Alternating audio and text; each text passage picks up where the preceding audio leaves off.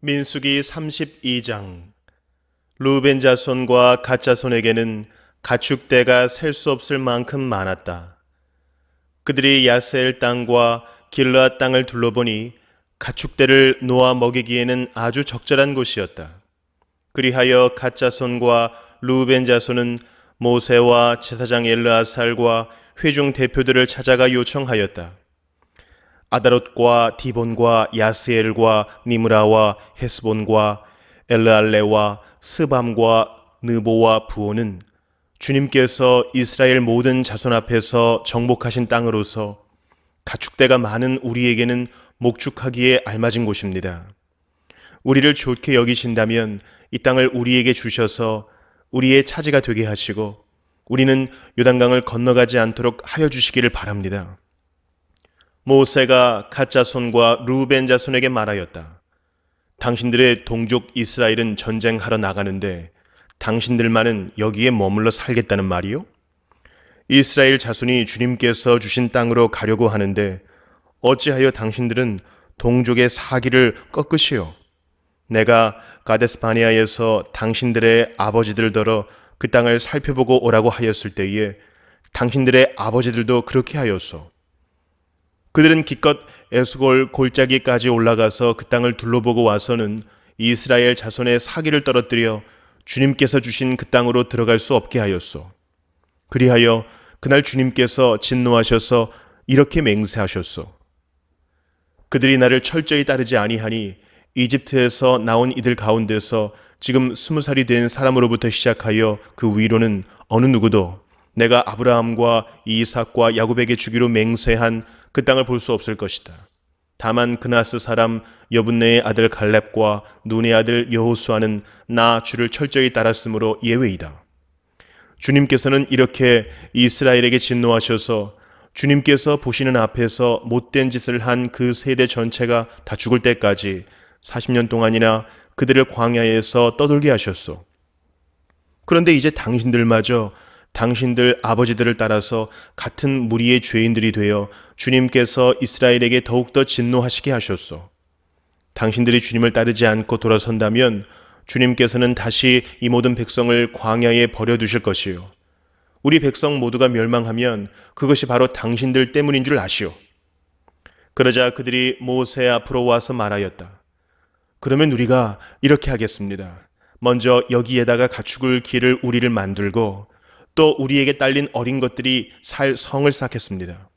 이 땅 원주민들도 있고 하니 우리에게 딸린 어린 것들이 안전하게 머물 수 있도록 성을 단단하게 쌓은 다음에 모두가 무장을 하고 이스라엘 자손의 선발대가 되어 그들이 가야 할 곳까지 그들을 이끌고 가겠습니다. 이스라엘 자손 각자가 받을 몫의 토지 재산을 차지하기 전까지는 우리가 집으로 돌아오지 않겠습니다. 또한 요단강 동쪽 해 뜨는 쪽에서 우리 몫의 토지를 재산으로 차지하였으니 요단강 서쪽에서는 우리가 땅을 재산으로 나누어 받지 않겠습니다. 그러자 모세가 그들에게 대답하였다. 만일 당신들이 말한 대로 한다면 당신들이 전쟁을 나가려고 주님 앞에서 무장을 하고 주님께서 그의 대적을 그 앞에서 몰아낼 때까지 당신들 모두가 무장한 채로 주님 앞에서 요단강을 건넌다면 그 땅이 주님 앞에서 정복되는 날 당신들은 돌아갈 수 있고 주님과 이스라엘에 대한 당신들의 의무에서 벗어날 수 있어. 그리고 지금 이 땅은 주님 앞에서 당신들의 소유가 될 것이요. 그러나 만일 당신들이 이렇게 하지 않으면 당신들은 주님께 죄를 짓는 것이요. 이러한 죄를 짓고서는 당신들이 절대로 그 죄에서 벗어나지 못할 줄 아시오. 당신들에게 딸린 어린 것들을 보호할 성을 쌓으시오. 가축을 가둘 우리도 만드시오. 그리고 당신들이 약속한 것을 그대로 실행하도록 하시오. 갓 자손과 루벤 자손이 모세에게 말하였다. 어른의 종인 우리는 어른께서 명령하신 대로 따르겠습니다. 우리에게 딸린 어린 것들, 우리에게 딸린 여인들, 우리가 가진 가축대와 모든 짐승은 여기 길랏 여러 성읍에 남게 하겠습니다. 그러나 어른의 종인 우리는 말씀하신 대로 모두 각자 무장을 하고 요단강을 건너가 주님 앞에서 싸우겠습니다. 모세는 제사장 엘르아살과 눈의 아들 여호수아와 이스라엘 자손 각 지파의 가족 우두머리들에게 명령을 내렸다. 모세는 그들에게 다음과 같은 명령을 내렸다. 갓 자손과 루벤 자손이 모두 각자 무장을 하고 당신들과 함께 주님 앞에서 싸우려고 요단강을 건너면 당신들 앞에서 그 땅이 정복되는 날 이 길르앗 땅을 그들의 소유로 주십시오. 그러나 그들이 당신들과 함께 무장을 하고 요단강을 건너지 않으면 가나안에서 당신들과 함께 재산을 받게 하십시오. 갓 자손과 루벤 자손이 대답하였다. 어른의 종인 우리는 주님께서 말씀하신 대로 하겠습니다. 우리는 주님 앞에서 무장을 하고 요단강을 건너 가나안 땅으로 들어가겠습니다.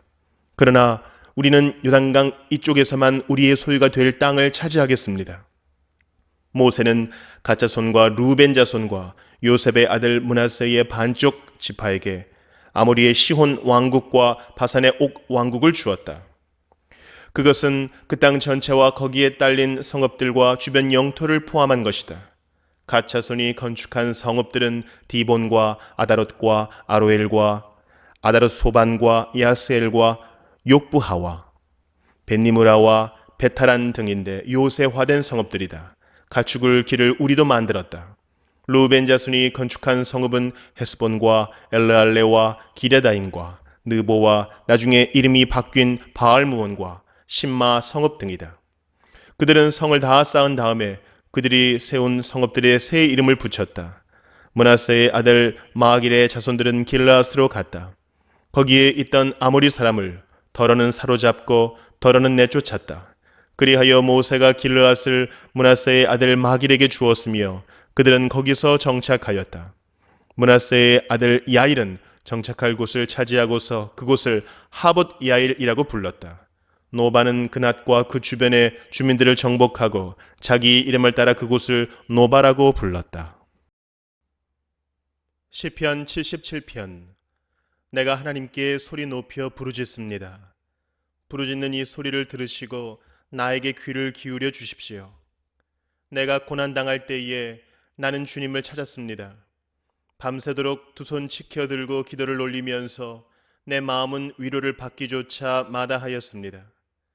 내가 하나님을 생각하면서 한숨을 짓습니다. 주님 생각에 골몰하면서 내 마음이 약해집니다. 주님께서 나를 뜬 눈으로 밤을 지새우게 하시니 내가 지쳐서 말할 힘도 없습니다. 내가 옛날 곧 흘러간 세월을 회상하며 밤에 부르던 내 노래를 생각하면서 생각에 깊이 잠길 때에 내 영혼이 속으로 묻기를 주님께서 나를 영원히 버리시는 것일까? 다시는 은혜를 베풀지 않으시는 것일까? 한결같은 그분의 사랑도 이제는 끊기는 것일까? 그분의 약속도 이제는 영원히 끝나버린 것일까? 하나님께서 은혜를 베푸시는 일을 잊으신 것일까? 그의 노여움이 그의 긍휼을 거두어 들이신 것일까 하였습니다. 그때 나는 또 이르기를 가장 높으신 분께서 그 오른손으로 일하시던 때 나는 그때를 사모합니다 하였습니다. 주님께서 하신 일을 나는 회상하렵니다. 그 옛날에 주님께서 이루신 놀라운 그 일들을 기억하렵니다. 주님께서 해주신 모든 일을 하나하나 되뇌고 주님께서 이루신 그 크신 일들을 깊이 깊이 되새기겠습니다. 하나님, 주님의 길은 거룩합니다. 하나님만큼 위대하신 신이 누구입니까? 주님은 기적을 행하시는 하나님이시니 주님께서는 주님의 능력을 만방에 알리셨습니다. 주님의 백성, 곧 야곱과 요셉의 자손을 주님의 팔로 속량하셨습니다. 하나님, 물들이 주님을 베었습니다. 물들이 주님을 베었을 때에 두려워서 떨었습니다. 바닷속 깊은 물도 무서워서 떨었습니다. 구름이 물을 쏟아내고 하늘이 천둥 소리를 내니 주님의 화살이 사방으로 날아다닙니다. 주님의 천둥 소리가 회오리 바람과 함께 나며 주님의 번개들이 번쩍번쩍 세계를 비출 때에 땅이 뒤흔들리고 떨었습니다. 주님의 길은 바다에도 있고 주님의 길은 큰 바다에도 있지만 아무도 주님의 발자취를 헤아릴 수 없습니다. 주님께서는 주님의 백성을 양떼처럼 모세와 아론의 손으로 인도하셨습니다.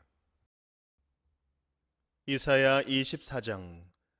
주님께서 땅을 텅 비게 하시며 황폐하게 하시며 땅의 표면을 뒤엎으시며 그 주민을 흩으실 것이니 이 일이 백성과 제사장에게 똑같이 미칠 것이며 종과 그 주인에게 하녀와 그 안 주인에게 사는 자와 파는 자에게 빌려주는 자와 빌리는 자에게 이자를 받는 자와 이자를 내는 자에게 똑같이 미칠 것이다. 땅이 완전히 텅 비며 완전히 황무하게 될 것이다. 주님께서 그렇게 된다고 선언하셨기 때문이다. 땅이 메마르며 시든다. 세상이 생기가 없고 시든다. 땅에서 높은 자리를 차지한 자들도 생기가 없다. 땅이 사람 때문에 더럽혀진다. 사람이 율법을 어기고 법령을 거슬러서 영원한 언약을 깨뜨렸기 때문이다. 그러므로 땅은 저주를 받고 거기에서 사는 사람이 형벌을 받는다. 그러므로 땅의 주민들이 불에 타서 살아남는 자가 얼마 되지 않을 것이다. 새 포도주가 마르며 포도나무가 시든다. 마음의 기쁨이 가득 찼던 사람들이 모두 탄식한다. 소구를 치는 흥겨움도 그치고 기뻐 뛰는 소리도 멎고 수금 타는 기쁨도 그친다. 그들이 다시는 노래하며 포도주를 마시지 못할 것이고 독한 술은 그 마시는 자에게 스tis을 것이다.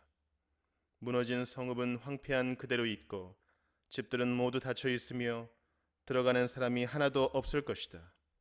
거리에서는 포도주를 찾아 아우성치고 모든 기쁨은 슬픔으로 바뀌고 땅에서는 즐거움이 사라진다. 성읍은 폐허가 된 채로 버려져 있고 성문은 파괴되어 조각난다.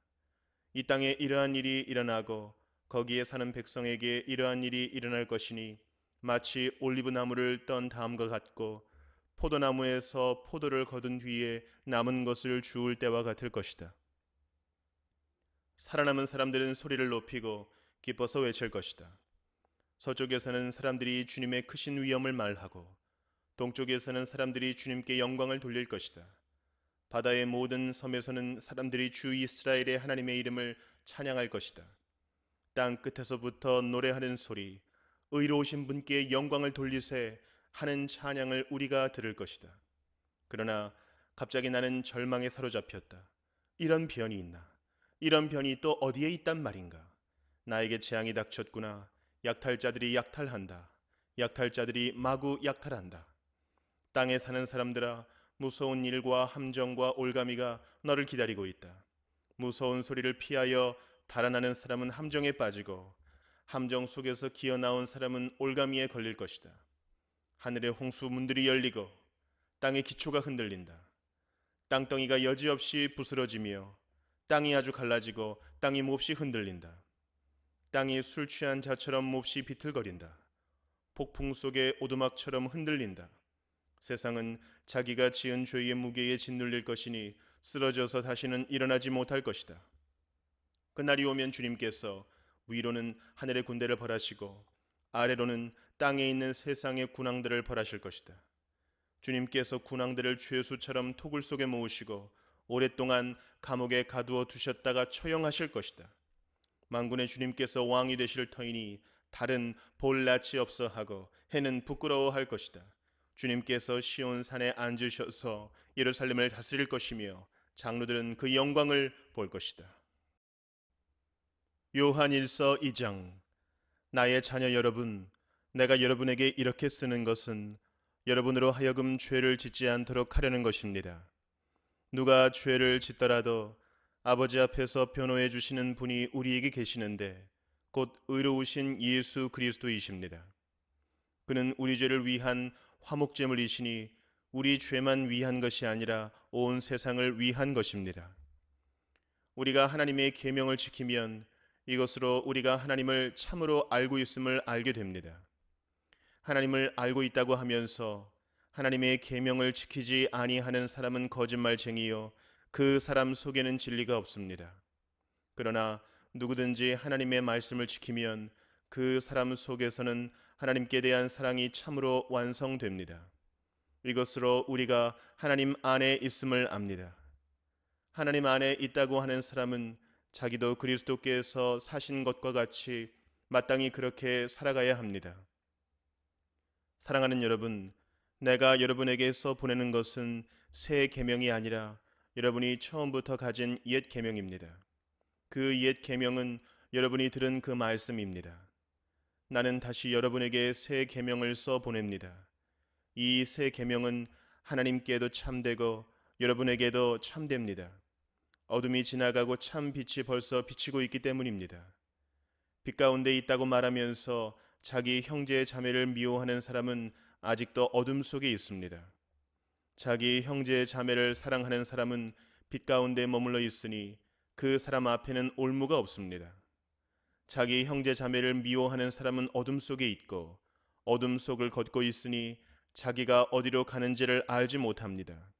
어둠이 그의 눈을 가렸기 때문입니다. 자녀된 이 여러분, 내가 여러분에게 이 글을 쓰는 까닭은 그의 이름으로 여러분의 죄가 용서함을 받았기 때문입니다. 아버지 된 이 여러분, 내가 여러분에게 이 글을 쓰는 까닭은 여러분이 태초부터 계신 분을 알고 있기 때문입니다. 젊은이 여러분, 내가 여러분에게 이 글을 쓰는 까닭은 여러분이 이미 악한 자를 이겼기 때문입니다. 어린이 여러분, 내가 여러분에게 이 글을 쓰는 까닭은 여러분이 이미 하늘 아버지를 알고 있기 때문입니다. 아버지 된 이 여러분, 내가 여러분에게 이 글을 쓰는 까닭은 여러분이 태초부터 계신 분을 알고 있기 때문입니다. 젊은이 여러분, 내가 여러분에게 이 글을 쓰는 까닭은 여러분이 강하고 하나님의 말씀이 여러분 속에 있어서 여러분이 그 악한 자를 이겼기 때문입니다. 여러분은 세상이나 세상에 있는 것들을 사랑하지 마십시오. 누가 세상을 사랑하면 그 사람 속에는 하늘 아버지에 대한 사랑이 없습니다. 세상에 있는 모든 것, 곧 육체의 욕망과 눈의 욕망과 세상 살림에 대한 자랑은 모두 하늘 아버지에게서 온 것이 아니라 세상에서 온 것이기 때문입니다. 이 세상도 사라지고 이 세상의 욕망도 사라지지만 하나님의 뜻을 행하는 사람은 영원히 남습니다. 어린이 여러분, 지금은 마지막 때입니다. 여러분이 그리스도의 적대자가 올 것이라는 말을 들은 것과 같이 지금 그리스도의 적대자가 많이 생겼습니다. 그래서 우리는 지금이 마지막 때임을 압니다. 그들이 우리에게서 갔지만 그들은 우리에게 속한 자들이 아니었습니다. 그들이 우리에게 속한 자들이었더라면 그들은 우리와 함께 그대로 남아 있었을 것입니다. 그러나 결국에는 그들은 모두 우리에게 속한 자들이 아니라는 사실이 드러나게 되었습니다. 여러분은 거룩하신 분에게서 기름 부으심을 받아 모든 것을 알고 있습니다. 여러분이 진리를 알지 못한다고 해서 여러분에게 내가 이렇게 써 보내는 것이 아닙니다. 오히려 여러분이 진리를 알고 있기 때문에, 그리고 또한 여러분이 거짓은 모두 진리에서 나오지 않는다는 것을 알고 있기 때문에 이렇게 써보내는 것입니다. 누가 거짓말쟁이입니까? 예수가 그리스도이심을 부인하는 사람이 아니고 누구겠습니까? 아버지와 아들을 부인하는 사람이 곧 그리스도의 적대자입니다. 누구든지 아들을 부인하는 사람은 아버지를 모시고 있지 않은 사람이요, 아들을 시인하는 사람은 아버지를 또한 모시고 있는 사람입니다. 여러분이 처음부터 들은 것을 여러분 속에 간직하십시오. 여러분이 처음부터 들은 그것이 여러분 속에 있으면 여러분도 아들과 아버지 안에 있게 될 것입니다. 이것은 그가 친히 우리에게 주신 약속인데 곧 영원한 생명입니다. 나는 여러분을 미혹하는 자들에 관하여 이렇게 썼습니다. 여러분으로 말하자면 그가 기름 부어 주신 것이 여러분 속에 머물러 있으니 여러분은 아무에게서도 가르침을 받을 필요가 없습니다. 그가 기름 부어 주신 것이 여러분에게 모든 것을 가르쳐 줍니다. 그리고 그 가르침은 참이요 거짓이 아닙니다. 여러분은 그 가르침대로 언제나 그리스도 안에 머물러 있으십시오. 그러므로 자녀된 이 여러분, 그리스도 안에 머물러 있으십시오. 그렇게 해야 그가 나타나실 때에 우리가 담대함을 가지게 될 것이며 그가 오실 때에 그 앞에서 부끄러움을 당하지 않을 것입니다. 여러분이 하나님께서 의로우신 분임을 알면 의를 행하는 사람은 누구나 다 하나님에게서 났음을 알 것입니다.